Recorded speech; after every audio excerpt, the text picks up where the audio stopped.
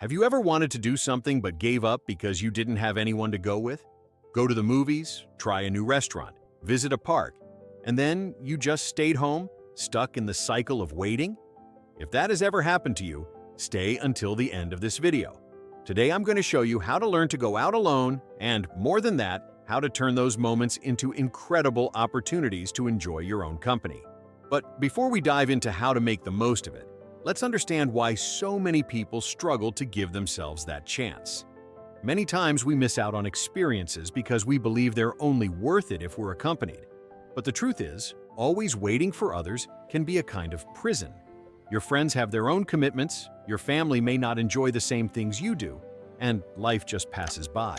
When you learn to move on your own, you discover that the most valuable time is the one you decide how to use. And that brings up an important question. Where does this idea come from that being alone is something negative? Let's look at that mindset now. There's a certain stigma around being alone in public. It seems like someone without company is lonely, out of place, or even weird. But that idea is completely wrong. In reality, going out by yourself is an act of courage and self-confidence. When you allow yourself to live experiences this way, you show the world and yourself that you're not afraid of silence or your own presence. And once you start to see it from a different perspective, you realize there's so much you can actually gain. That's where the real benefits come in. Why can going out alone be so transformative? Because you learn to listen to yourself. Without distractions, you start noticing your surroundings more deeply, savoring a meal better, paying attention to the details of a movie, or simply enjoying the view on a walk. On top of that, the autonomy you develop builds confidence. You realize you don't need anyone else to create meaningful experiences. And interestingly enough, when you feel good about yourself, you also attract better connections because you stop placing the responsibility of filling your life on others. Sounds great in theory, right? But how do you actually make this a real part of your routine?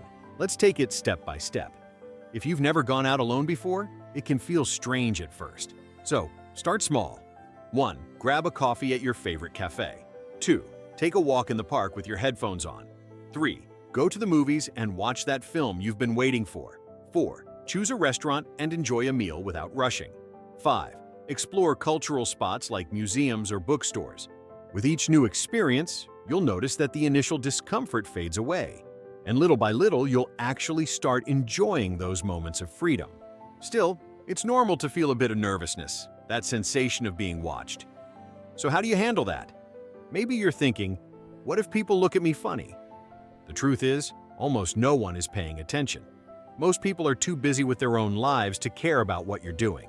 And even if someone does notice, going out alone is not a sign of weakness. It's actually a sign of independence. One useful tip is to carry yourself with confidence.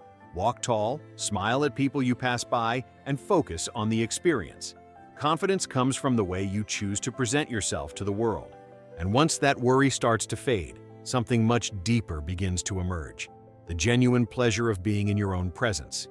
When you begin to feel comfortable in those moments, something powerful happens. You start to really know yourself. You discover what environments truly make you feel good, what activities give you energy, and even which dreams you had shelved because you were waiting for someone to join you.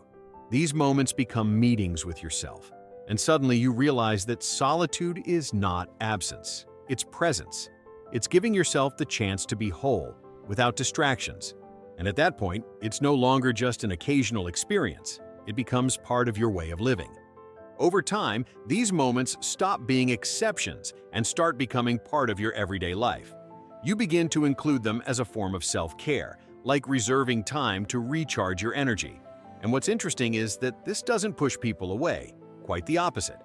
You become more confident, lighter, and even more interesting because you're no longer waiting for others to validate your life.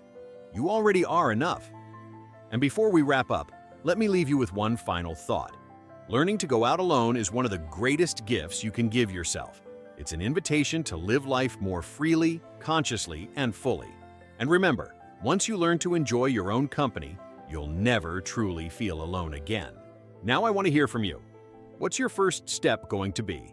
Leave a comment sharing what experience you'd like to try by yourself and how you think it could help you grow.